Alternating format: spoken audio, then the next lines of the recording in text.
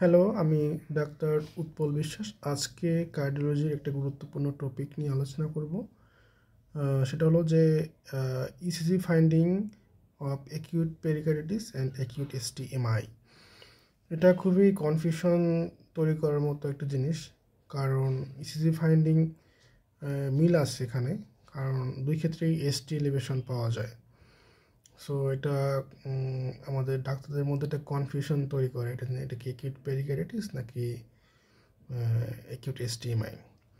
So এক্ষেত্রে প্রথমে history টেকিংটা important.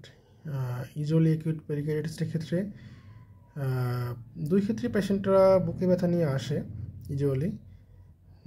তবে অ্যাকিউট পেরিকার্ডিটিসের ক্ষেত্রে যেটা হয় সেটা হলো যে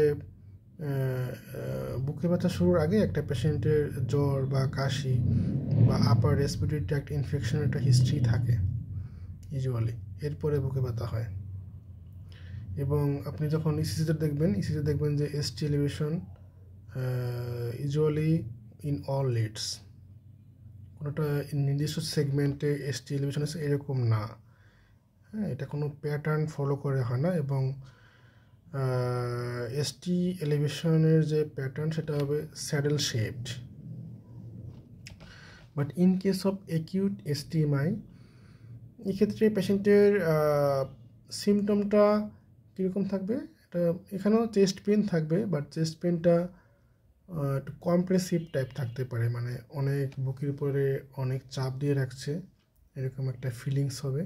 এবং পেনটা ইউজুয়ালি বুক থেকে রেডিয়েট করে, হাতে করতে পারে, গলায় করতে পারে, চোয়ালে করতে পারে, এবং সাথে পেশেন্টের অনেক সোয়েটিং হয় এবং অল্প করে শ্বাসকষ্ট থাকতে পারে।